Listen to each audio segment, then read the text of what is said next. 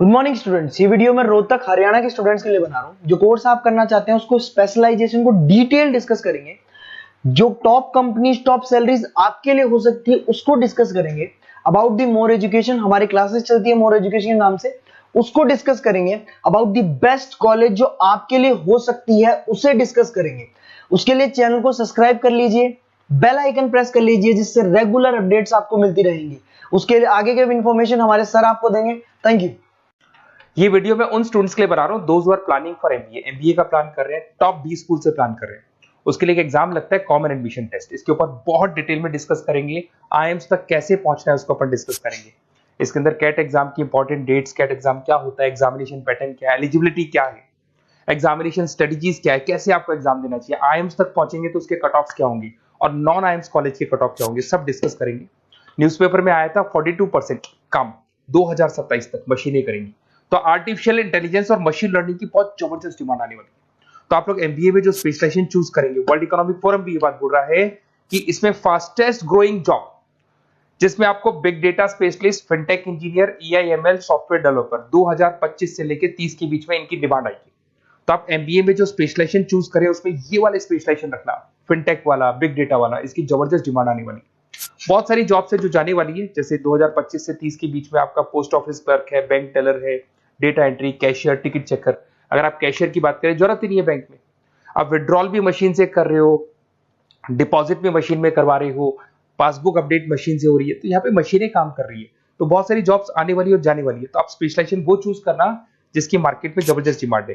Basically मेरा classes चलता है, मैं एमबीए को पढ़ा रहा हूँ 2006 से। 17-18 साल का एक्सपीरियंस है, बहुत सारे बच्चे निकाल चुका हूँ मेरे पास। अब देखो आपको क्लासेस दिखाई दे रही होंगी। उसके अलावा सबसे इंपॉर्टेंट चीज आईएम अहमदाबाद। मैं हर साल बच्चों को आईएम अहमदाबाद लेके जाता हूँ। 50-60 स्टूडेंट्स जाते हैं, साथ में मेरे लेक्चर्स भी होते हैं वहाँ पे। तो आप लोग, IIM Ahmedabad is a dream college of MBA. अगर मैं एमबीए की बात करूँ तो एमबीए का जो ड्रीम कॉलेज है वो आईएम अहमदाबाद है। तो आप ये मान के चलो इस कॉलेज के लिए बच्चा पढ़ता है और कैट का एग्जाम देता है। अगर यहाँ से बच्चा निकलता है तो बहुत बड़ा पैकेज लेके निकलेगा। देखो हर साल मैं बच्चों को लेके जाता हूँ, दिख रहा होगा आपको। उसके अलावा मैं मुंबई में पढ़ा रहा हूँ, जयपुर में मैं पढ़ा रहा हूँ। अच्छा, अलग अलग कॉलेजेस में एज अ गेस्ट में वर्क कर रहा हूँ। अच्छा, 2008 से मैं बुक्स भी लिख रहा हूँ। तो 2006 में पढ़ाना शुरू किया था, 18 साल हो गए और 16 साल से मैं बुक लिख रहा हूँ। 2008-10 में बहुत सारी बुक्स लिखी, मेरे वीडियोस भी हैं, आपको यूट्यूब पे वीडियोस मिल जाएंगे। मैं सैंपल्स आपको शेयर करूंगा जो जिसका रिक्वायरमेंट होगा। अगर आपको बेस्ट कॉलेज का रिक्वायरमेंट हो, बेस्ट कॉलेज का रिक्वायरमेंट हो, या फिर कैट के लिए कैसे स्टडीज करनी है उसका रिक्वायरमेंट है कि कौन कौन से कोर्सेज हैं कैट में, कहाँ पे आपको एडमिशन लेना चाहिए और किस तरीके से स्टडीज करनी है, कट ऑफ क्या जाएगा, तो उसके ऊपर आप डिस्कस कर सकते हो। मेरा नंबर है, इस पर कॉल कर सकते हो।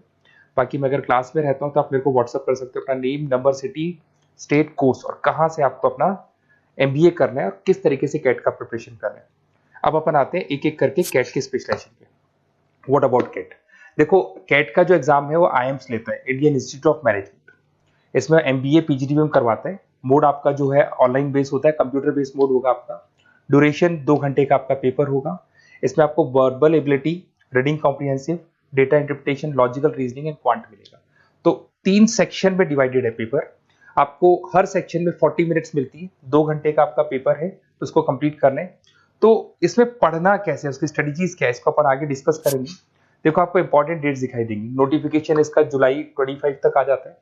उसका रजिस्ट्रेशन अगस्त में स्टार्ट होते हैं, सितंबर में आपका लास्ट डेट है, एडमिट कार्ड अक्टूबर में आता है, नवंबर में लास्ट संडे, जो लास्ट संडे होता है नवंबर का, उस दिन एग्जाम लगता है इसका और जनवरी तक रिजल्ट आ जाता है। अब देखो इसमें बहुत सारी चीजें जो अपन डिस्कस करेंगे। टोटल इसमें 66 मार्क्स का पेपर होता है, वेरी भी करता है थोड़ा बहुत। 40 मिनट्स पर सेक्शन को मिलता है। इसके अंदर आपका इंग्लिश है, रीजनिंग है, क्वांट है, इनके लिए अलग अलग टाइम मिलता है।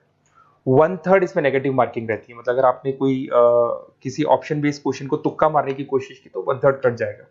एमसीक्यूज में नेगेटिव होता है और बाकी जो सेक्शनल कट ऑफ जरूरी है इसके अंदर। मतलब ऐसा नहीं है कि आपका इंग्लिश में स्कोर आ गया, मैथ्स में नहीं आया, डीआई में नहीं आया तो सिलेक्शन नहीं होगा। इंडिविजुअल आपका इंग्लिश में भी आना चाहिए, मैथ्स में भी आना चाहिए, डेटा इंटरप्रिटेशन में, तीनों में आना चाहिए आपका। और एमसीक्यूज में जो नेगेटिव मार्किंग है एमसीक्यूज के लिए होगा, नॉन एमसीक्यूज के लिए नेगेटिव मार्किंग नहीं होता है। उसके अलावा अगर मैं एलिजिबिलिटी की बात करूं तो जनरल का अगर स्टूडेंट है तो 50% मार्क्स चाहिए। अगर आपका 50% से कम है, you are not eligible to give the CAT examination.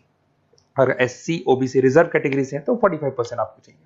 देखिए, और एज लिमिट नहीं है, कोई भी बच्चा एग्जाम दे सकता है। फाइनल ईयर का स्टूडेंट दे सकता है, फाइनल ईयर होने के बाद भी वो एग्जाम दे सकता है। अगर मैं स्ट्रेटजीज की बात करूं, देखो बार बार मैं एक चीज बता रहा हूं, जब भी आप पेपर को अटेम्प्ट करते हैं, इसमें टाइम कम होता है, क्वेश्चन ज्यादा होते हैं।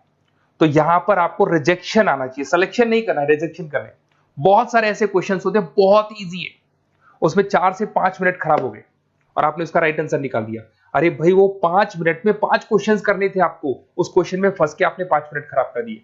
तो जो क्वेश्चन इजी और आपको लग रहा है सॉल्व हो जाएगा बट टाइम लेगा, आप उसको छोड़ दो, रिजेक्ट कर दो। वो क्वेश्चंस करने हैं जिसमें टाइम कंज्यूमिंग कम होता है। आप अगर टाइम को एकदम से वेस्ट कर देंगे ना, तो बाद में रियलाइज होगा टाइम चला गया, क्योंकि मैनेजमेंट एप्टीट्यूड टेस्ट है, जैसे गवर्नमेंट एग्जाम के टेस्ट होते हैं। तो यहां पर क्या, टाइम सबसे बड़ा इंपॉर्टेंट फैक्टर होता है आपका। तो बेसिकली एक्यूरेसी होना चाहिए, स्पीड होना चाहिए और आपका टाइम बैलेंस होना चाहिए, और साथ के साथ कौन सा क्वेश्चन छोड़ना है और कौन सा कर रहे हैं। बहुत सारे क्वेश्चन होते हैं जिसमें लालच देता है, करो करो करो, बाद में पता लगता है फंस गया उस क्वेश्चन के अंदर, और फंसने का टाइम चला गया। तो टाइम नहीं जाना है इसके अंदर। उसके अलावा देखो, अगर मैं आईएम्स की बात करता हूँ, आईएम्स में 99%, आईएम अहमदाबाद इज 99% आपको चाहिए।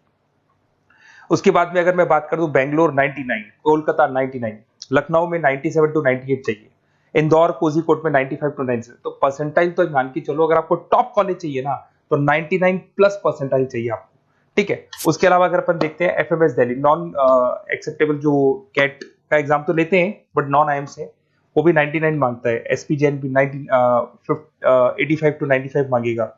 एमडीआई गुड़गांव 95 परसेंटाइल मांगता है। आईएनपी गाजियाबाद 85 टू 90 मांग रहे हैं। तो कॉलेजेस तो बहुत हैं, और ये मान के चलो आप 80 से लेके 99 के बीच में अगर आ जाते हो तो आपको टॉप 20 स्कूल्स मिल जाएंगे। अगर आईएम्स भी नहीं मिलता है तो उसके नीचे के स्कूल्स मिल जाएंगे। बाकी अगर इसको डिटेल में आपको डिस्कस करना है तो मेरा नंबर है, आप कॉल कर सकते हैं।